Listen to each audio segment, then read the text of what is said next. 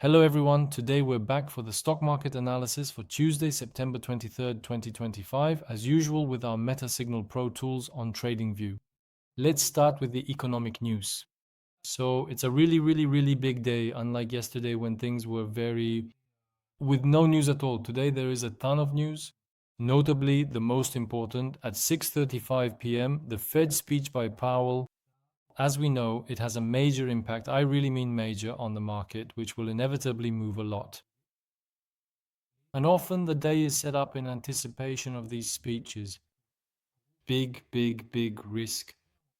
In addition, we clearly have the German PMI at 9:30, the European PMI at 10 o'clock, the UK PMI at 10:30, and the US PMI at 3:45 p.m.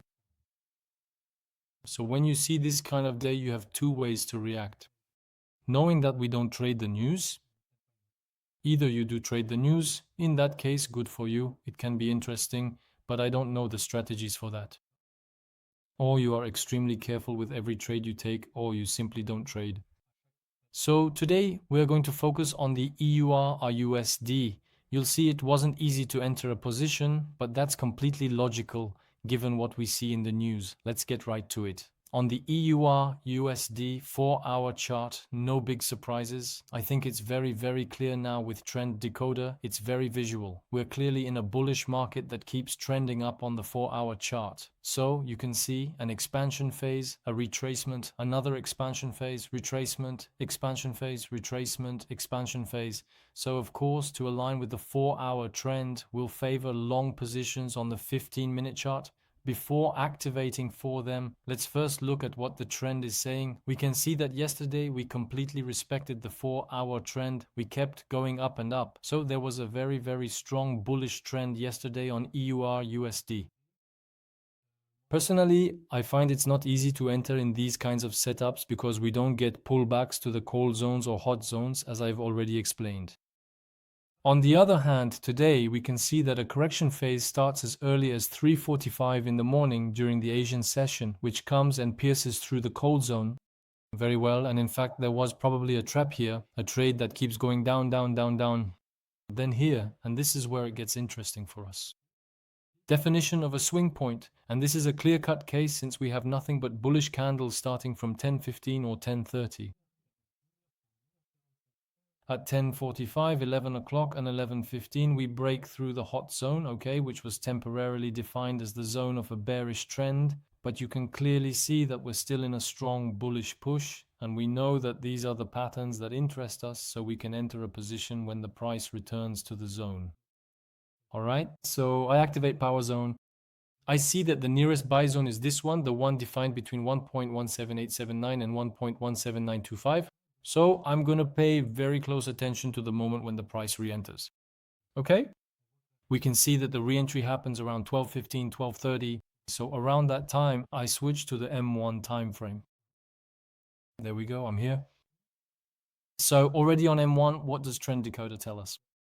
Pretty much the same thing, so that's perfect. We have a strong bullish trend pushing up since the morning, then it breaks during a correction phase.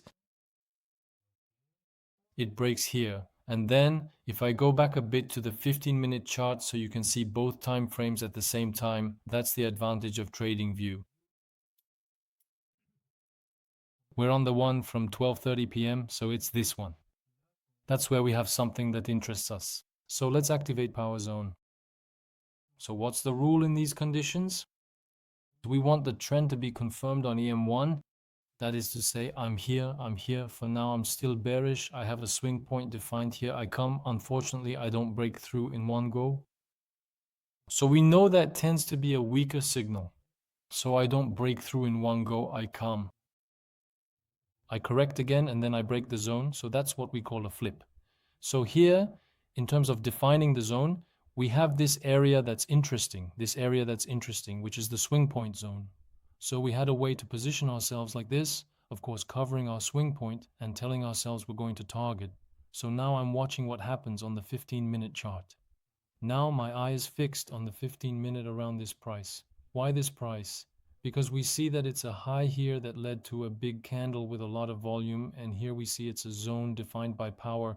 That was one of the first trades, and you can see it. So I'm going to remove it because it's a bit, you can see that we arrived here, we were triggered, so the activation, since we are using limit orders, happens here. My swing point would have been defined here, my BE, sorry. We come back, we retest the zone, we move away, we retest the zone again. So there would have been two possibilities upon reaching this level. The first possibility, we were triggered here, we come back, we retest the zone, okay? So first entry, we test the zone once, okay? We test the zone a second time, okay? Now when we find ourselves in this kind of situation, we can set to BE, right? To avoid getting, so there was a way for this trade not to be a loss, okay? But it was valid, right? So either on this trade we exit at BE or we exit with a loss, okay? But here's something interesting. When we follow what happens next on the 15-minute chart, we have the 2:15 p.m. candle that comes to test our swing point, right? And our swing point holds. That's a very, very good sign. And we're still in the range. So that's a very, very good indicator that the bullish trend hasn't happened yet, but that it wants to go for it anyway. So let's see what that looks like on the M1 again. At 2:15 p.m. we're here, so right now we're fully bearish. Okay, I come here, I have this candle, a very important candle. I'll explain why in a moment, because it's bearish and because it has a huge wick, right? It's a hammer. And we can see there's a strong bullish push that breaks the structure, right? It breaks the structure. Well, to be completely precise, it doesn't fully break the hot zone. You have to wait for the next candle for it to actually break. But there's something to note here that's a bit subtle. You can see that the open and close on the green candle don't match the close and open of the red one. So when that happens, I tend to extend the green candle to say that it actually did break the hot zone. Why do I do that? Because it means there was such a strong bullish push that there was absolutely no hesitation about the hot zone being broken. And why am I interested in this candle? If it had been a solid red candle all by itself, I wouldn't have been interested. I would even have said that this kind of push was dangerous for taking a position. On the other hand, the fact that it has this shape, that is, I'm here, there's a push, sellers are positioning themselves, and then boom, all the buyers come in with the Zords, and it pushes back up, which confirms the breakout. This zone becomes an area of interest. Clearly on this move, we have a real area of interest. So here, I would have positioned myself like this. Like this. All right. Again, I look at what's happening on the M15 time frame. So you see, we're claiming it. And I would have gone to look for... Be careful not to go after all the RRs that are too big as well. I would have targeted the same zone as before, since it hasn't been reached yet.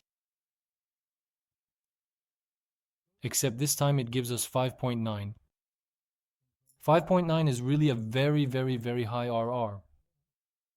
So I would have taken some partials at 4, and as you can see, 4, we hit it very easily. All right? So you see the difference between a day with a lot of news and a day without news. Because here, what's happening? A losing trade or a break even. So let's say we were risking 0.5% on this trade, so we lose 0.5% of our capital. A winning trade, let's say again taken at 0.5, with a risk reward of 4, let's say we closed at 4 to make the math easier, so I made 2%. So in the end, 1.5% for the day, so a very good day, but it's very difficult to catch those trades. You need to have a very good read of the market, a very good understanding of what the MetaSignalsPro indicators can show us. But you see that even in these very difficult conditions, it works. We still come out ahead in the markets. All right, see you tomorrow for the great day of September 24th. Have a good evening. Bye-bye.